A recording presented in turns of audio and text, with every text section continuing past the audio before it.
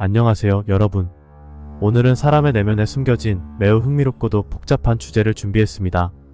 바로 다중인격 또는 해리성 정체감 장애라고 불리는 현상인데요. 영화나 드라마에서 한 사람 안에 서로 다른 인격이 존재하는 모습을 많이 보셨죠? 그렇다면 이런 다중인격은 실제로 존재할까요?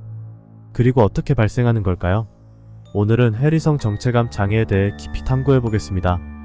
1. 다중인격의 정의와 해리성 정체감 장애란? 먼저 다중인격의 정의부터 살펴볼게요.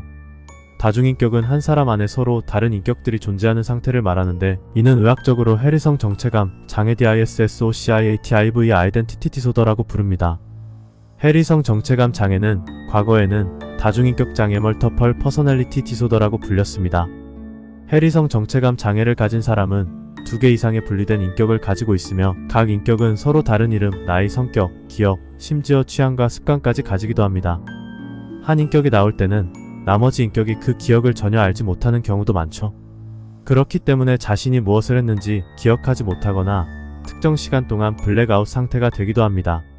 그렇다면 과연 한 사람 안에 서로 다른 인격들이 존재하는 것이 어떻게 가능할까요? 그리고 그 인격들은 어떻게 서로 다를 수 있는 걸까요? 해리성 정체감 장애의 원인.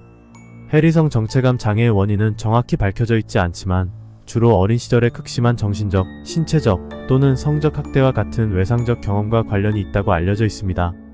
즉, 어린 시절에 겪은 트라우마가 인격을 분리시키는 방어 기제로 작용하여 다중인격을 만들어낸다는 이론입니다.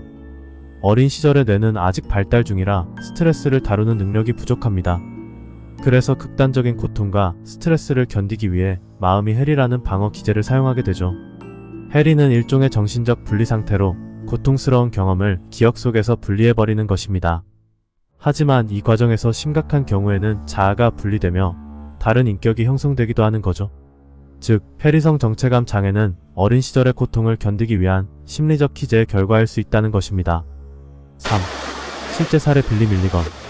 해리성 정체감 장애를 다룰 때 빼놓을 수 없는 유명한 사례가 있습니다. 바로 빌리 밀리건이라는 인물인데요. 빌리는 1970년대 미국에서 24개의 인격을 가진 사람으로 잘 알려져 있습니다. 빌리는 강도와 성폭행 혐의로 체포되었는데, 조사 과정에서 그가 자신이 저지른 범죄를 기억하지 못한다고 주장했고, 이는 의사와 연구자들의 관심을 끌게 되었습니다. 그의 정신 상태를 조사하던 중 빌리 안에 남성과 여성, 심지어 어린아이에 이르기까지 총 24개의 인격이 존재한다는 사실이 밝혀졌죠. 이 인격들은 각기 다른 이름과 나이, 성격을 가지고 있으며 심지어 서로 다른 언어를 사용하거나 성별이 다르기도 했습니다.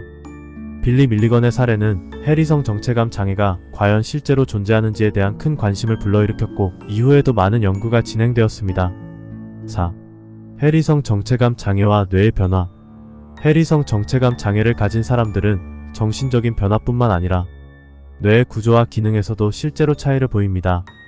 연구에 따르면 해리성 정체감 장애를 가진 사람들은 특정 인격이 활성화될 때마다 뇌의 다른 영역이 활성화된다는 결과가 나왔습니다. 예를 들어 한 인격이 활동할 때와 다른 인격이 나타날 때 활성화되는 뇌의 부위가 다르게 나타나는 거죠.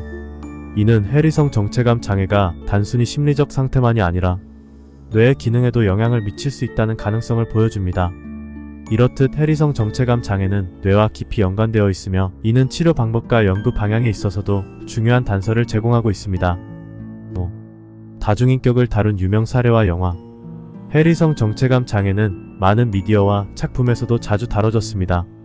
대표적으로 영화 스플릿을 예로 들 수 있는데요. 이 영화에서는 해리성 정체감 장애를 가진 주인공이 여러 인격으로 변신하며 사건을 일으키는 모습이 그려집니다. 주인공이 다양한 목소리와 행동을 보여주는 장면은 해리성 정체감 장애의 복잡성을 잘 나타내고 있죠. 하지만 이러한 영화들이 장애를 과장되게 표현하는 경우가 많아 실제 장애에 대한 오해를 불러일으킬 수 있다는 비판도 있습니다. 해리성 정체감 장애는 단순히 다른 사람으로 변신하는 것이 아니라 그 사람의 내면에서 치열한 갈등이 일어나는 복잡한 심리적 상태입니다. 6. 해리성 정체감 장애에 대한 현대 치료법.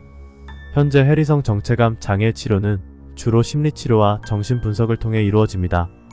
인지행동치료 CBT, 최면요법, 정신역동치료 등이 주요 치료법으로 사용되며, 각 인격을 통합하거나 트라우마를 다루어 자아를 안정화하는 것이 치료의 목표입니다.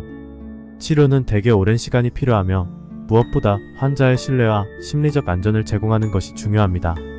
트라우마로 인해 생긴 분리된 자아들을 이해하고 환자가 안전하다고 느낄 때 치료가 효과적으로 진행될 수 있습니다. 7.